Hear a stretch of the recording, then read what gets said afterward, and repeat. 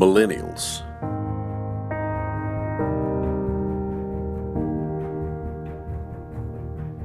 Gen X. They are tomorrow's leaders.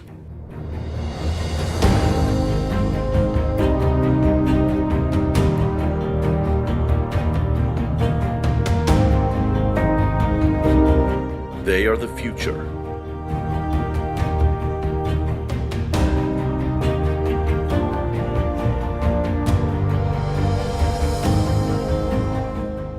They're smart. They're innovative. They're creative.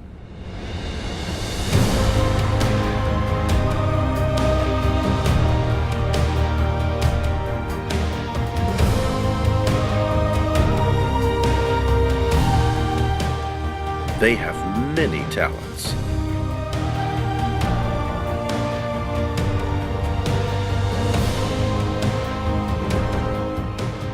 But a lot of this age group has a rebellious side.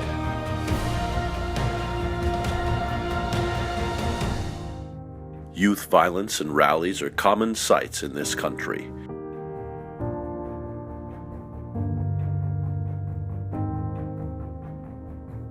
Disrespect at every place you look.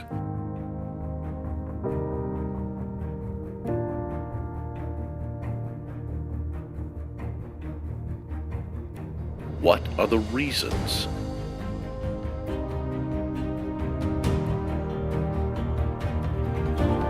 What are the solutions?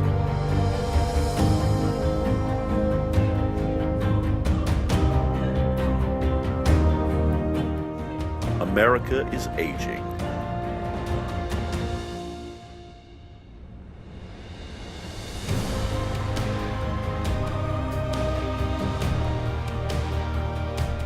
We're counting on our youth to lead the future.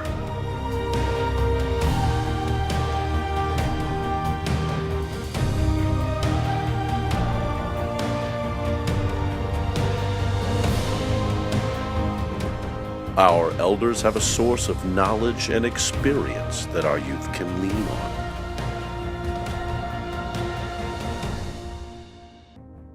They've struggled.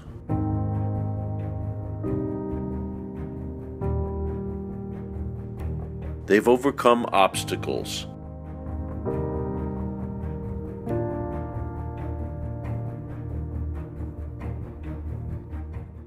Talk to them.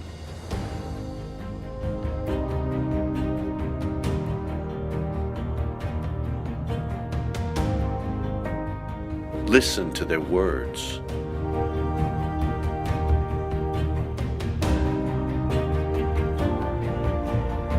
Help for our youth.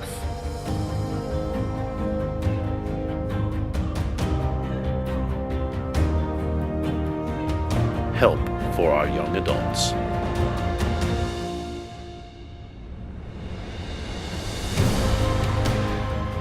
Joining us today on the Caregiving Doctor Show is Pastor Lawton Higgs, a spiritual leader,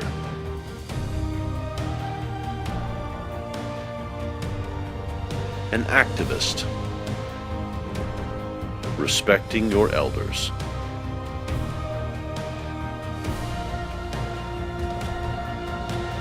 That's today on the Caregiving Doctor Show. Hello everyone and welcome to the Caregiving Doctor Show. I'm your host, Dr. Clarissa Fell-Smith. Thank you for joining me today. I am so excited. I have been hanging on to every word since he walked into the studio.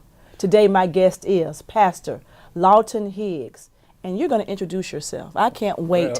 I can't wait. Thank you, Clarissa. My later years in my ministry in Birmingham, I always introduce myself as a recovering racist. A recovering racist. But there's a lot more to me than that. I'm a husband and a parent and grandparent, and have a lot of family and a lot of relationships. You know, I worked here in Birmingham as a power distribution engineer for Alabama Power Company for 8 years before I entered ordained ministry, and did my studied at the University of Alabama and Candler School of Theology and Drew Theological Seminary in Madison, New Jersey, and have been at work in ministry here in Birmingham since 1984. Wow, that's and been it's a while. been an awesome gift to beautiful people of Birmingham. Today we are talking about honoring your parents. What does that look like? What does that mean? God and the elderly, God and older people. Is there such thing as being valued as we become older? Tell me a little bit about who raised you.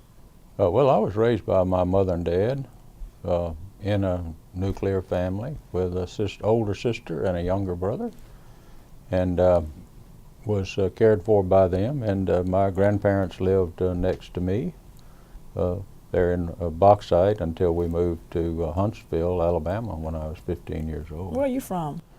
I live in Hueytown now. Tell me, where are you from? Where were you born? I was rather? born in Bauxite, Arkansas, in Arkansas. Saline County, 1940. I'll be 76 years old in June of this year. All right, all right. Well, Pastor, tell me about God and senior citizens. Tell me about God and older people. And one of the things, I guess we need to start out about, you talk about valuing older people. One of the key principles of my life has come from Reverend Fred Shuttlesworth here in Birmingham, an awesome human being. And he had two principles. The first one is that there are no second-class human beings, that everybody's somebody, and of great value to God and to other creatures and all creation, from the time they're born till the time they die. And so we celebrate that value and have different roles and gifts to share at different ages, and so all people are valued and of infinite value, whatever their age. Well, you mentioned male and female are... Yeah, male and female, black and white, all are precious in God's sight, and all are equal before God, equally created, differently gifted for different purposes in our life together, but of awesome value. And so when we talk about our parents and grandparents, we're talking about folks who have a treasure of experience and wisdom and have survived many challenges and difficulties and have come to know life and reality and God to be very faithful and supportive to them. So it's really not as much as we value them as we need to extract the value out of their experience in their life and give me an example of their, that. Give me an example. Wisdom.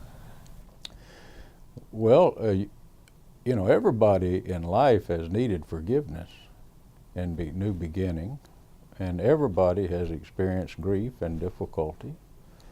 And as young people or young adults entering the journey of life, you haven't been through those things, and you need some help. Then you can sit down with a grandparent and ask them, how was it with you when you had this experience, or then this happened to you? Where did you find strength and nurture and life and love? And they'll be glad to share that journey and give you a lot of strength. You're and a grandparent. Perspective. Aren't you a Beyond grandparent? that. Yes, I'm a grandparent. I have 4 grandchildren. One's a senior in high school, graduate from Homewood High School. The other's a junior in high school at the School of Fine Arts. And then I have another, the next one is a girl, Sophia, that was Dylan. And then Sophia is at the International Baccalaureate School at Jones Valley. And then Kai is 12 years old and at Pazitz Middle School in Vestavia. And they're all very different and beautiful creatures and children. I love each one. And Is grandparenting that wonderful? They talk about it. I'm not a grandparent yet, but is it? yeah, well, you can look forward to that. Yes, I am. I am. And to share, well, you have a different perspective, with your own children. I raised 3 children. I have 2 sons and a daughter, and when you're trying to raise a family, sometimes you're overwhelmed with the challenges of finances and meeting needs and trying to keep up with all of that. But it's a little bit different pace with a grandchild. You're able to be with them without the sense of responsibility, and just to value their personality and to hear what they have to say and to learn new things from them and to see how they view life. It's a beautiful gift. And during the pre-conference, you talked about Abraham and Sarah. You talked about biblical view. When we talk about honoring our parents, we're talking about more than honoring our birth parents or our adoptive parents. My oldest granddaughter is adopted, and family, we celebrate that. We celebrate her adoption day. It's a beautiful thing. So she has birth parents and she has adoptive parents, and she has grandparents and just all kind of parental support. But even beyond that, we have the great parents of our faith. Abraham and Sarah, for instance, are our parents. And they can model what it means to take off in a journey of faith, to do a new thing when it needs to be done. And and they're good models too, because they messed up. That's right. That's you know, they made a lot of mistakes, and those mistakes are detailed in the scripture. We remember Hagar. And she is our parent also. And God taught us a whole lot of things through Hagar, because there are a lot of people in our world and our community today whose grandmother is Hagar, who've been marginalized and pushed out, and Hagar found that God would provide a means for her to survive and for her children to survive, and for how she struggled and found justice and hope in God. And so that's an awesome model for our valuing our parents, because like myself, you know, I was born into a Jim Crow culture, and as a white male, I had to confront all those issues in the 60s and 70s and 80s, and I'm very grateful for that. One of the greatest gifts of my life was the Civil Rights Movement. Martin King, Fred Shuttlesworth taught me what love and justice is all about, and respecting all people. And of course, that put me in conflict with my parents, because my parents were raised in Jim Crow America and solidly situated there, and thought that was the way the world ought to be. So part of my loving my parents was to challenge them in those images, and there were lots of sparks with that along the way. But I continued in relationship with them and loved them, and they grew and I grew, and it was a meaningful experience. So just to honor your parents and grandparents doesn't mean to just incorporate everything they've learned. They've learned some stuff that's not right. Wait a minute. Say that again. They've learned some stuff that's not right. Well, morally.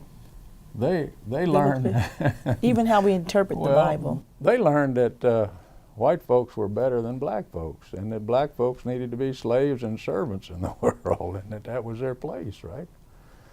And that was wrong. And so, but that doesn't mean that I didn't love my mother and my dad, because they know the truth now a lot clearer than they ever saw it from what I represented to them.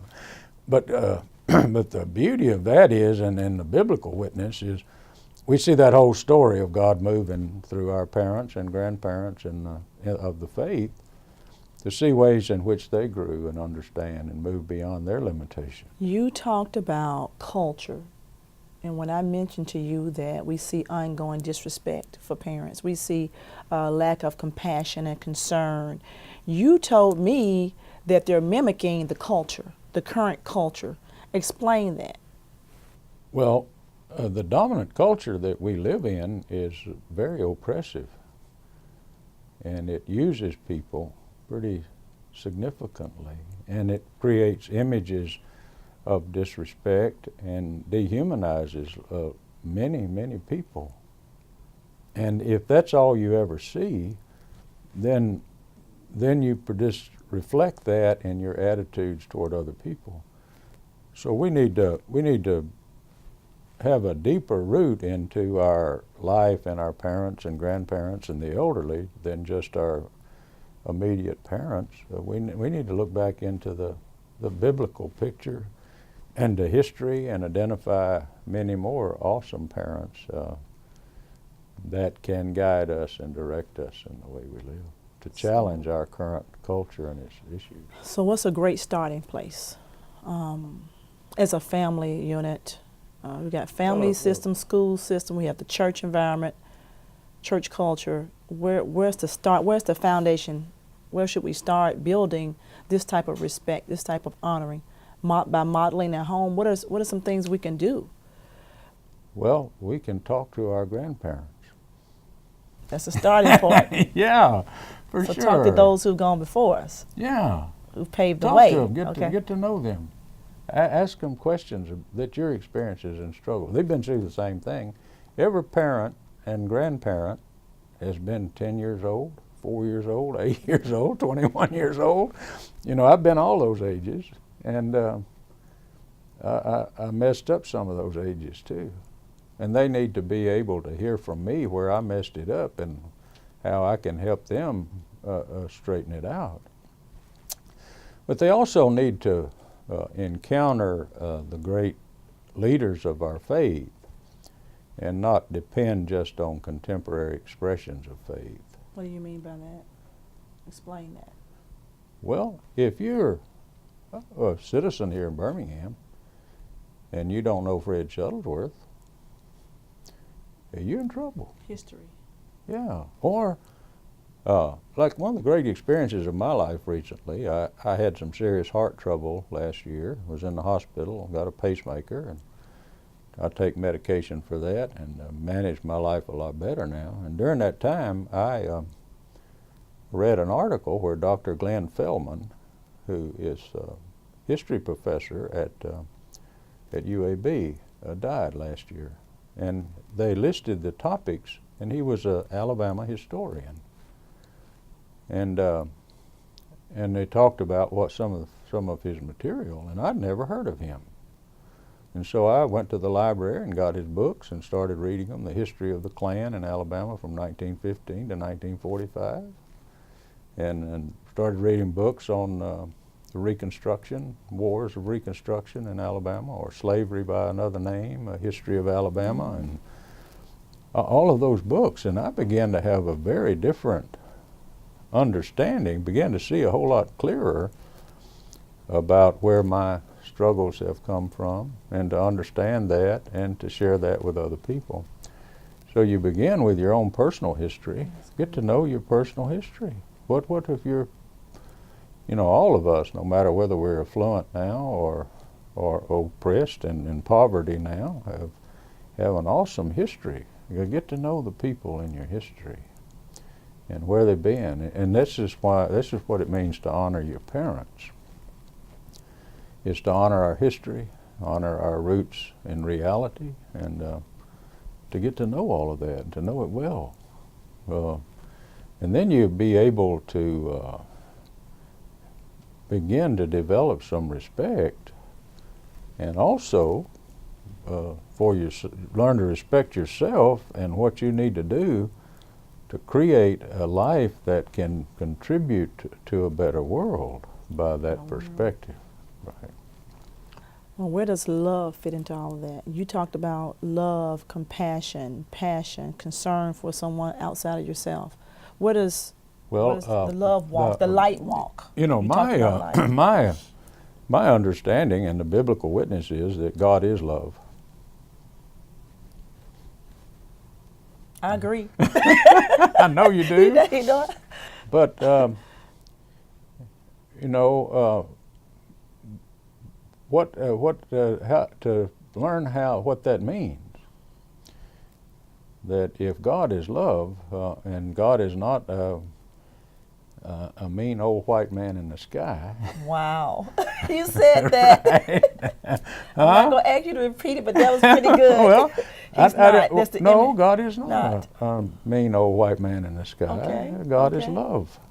Okay. Now, to image that and to understand that you're a part of that and in relationship with everybody else, builds respect for yourself and for all the rest of creation. So you engage and are related to other people in a way that values and benefits and builds hope and strength for life. Yeah. So that's what we need to get back to. And we can demonstrate love Well, actually, we need to get up to that, not back to that. get up to it. Go Yeah, for it. Do it. That's up ahead of us. Love is calling us to that place. It's not some place in history. It's a place current. ahead of us. It's And we can current. live it now. Yeah, well, we can live it now if we see it ahead of us, calling us to these levels, rather than trying to find all of the. I mean, you see examples of it where, David said, "I always see the Lord before me." Well, I have trouble with that. It's always to see God in the back somewhere where it's been, but to always see God before you, that love is before you, and to live in such a way that you're going to open that up and be a participant in that in the future, requires that you respect yourself and others, and that you know the people that you in your family. But we honor our parents by honoring love. They were creatures of love. They were created in love and for love. And if we've had parents who we feel that have wronged us, or you talked about forgiveness earlier, so if we've had parents who weren't there for us, particularly I'm talking about blood parents, and now we're older, and what would you say to those who have that bitterness still in their heart towards their parents? Well, to go to the source of the bitterness, I've done a lot of work on knowing myself and my history. And the first thing to do is to recognize that your parents did the best they could. All right? Our parents, particularly if our grandmama's Hagar, she abandoned Ishmael in the desert, right? Remember that? I remember. And so to read that story and then to discover that God was with that, and to find out what goodness there was in their parents, what was the reality that produced this situation that my parents were not able to care for me. And to understand that that's not reality, but that is the oppression and history of abuse and violence in human society. The same violence that killed the Christ still kills a lot of people and hurts people and denies families the resources they need to be able to care, or been denied education. They didn't know how. Many children were born of parents who don't know how to parent. That's right. Who never had an example of parent. And so to study that, not out of hatred and bitterness, but study to learn what were the systems at work, and do it with a sense of celebration that they are aware of their own pain and their own need and can begin to discover it so they don't repeat it for the following generation. Those patterns have to be interrupted by our life and our faith. And so God showed Hagar ways of survival, kept her and her son alive, and God was present with her to give them a future, a promise of a future. And so all of our pain with our families and with families that have abandoned us are about future. God wants to build a future with us that's full of love and respect, and so the pain is diminished and removed from our lives. And by honoring our parents, studying that, we can do that. Yeah. I'm going to have you back. We've got to finish this conversation. There's more that I want you to share with our audience. And You keep up the good work, the work that you're doing in the community. Thank you for having me on the show, and I'm glad to be here. There's so much more. We're going to have you back, and that's a promise. Hey, you've been watching the Caregiving Doctor Show today, and my guest has been Pastor Lawton Higgs. You can find me on Facebook, on Twitter, on LinkedIn, or on my website, thecaregivingdoctor.com. You got to remember one thing, though. You got to remember that I am caring for you and your loved ones, too. I'll see you next week.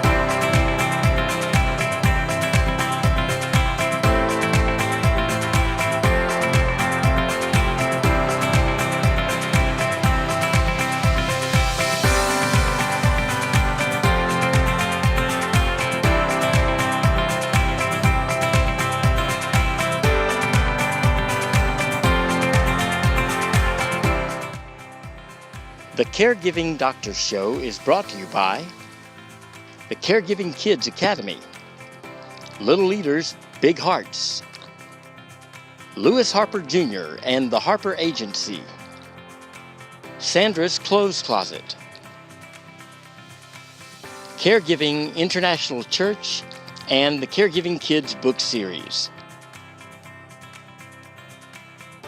Join us next week for another informative Caregiving Doctors Show.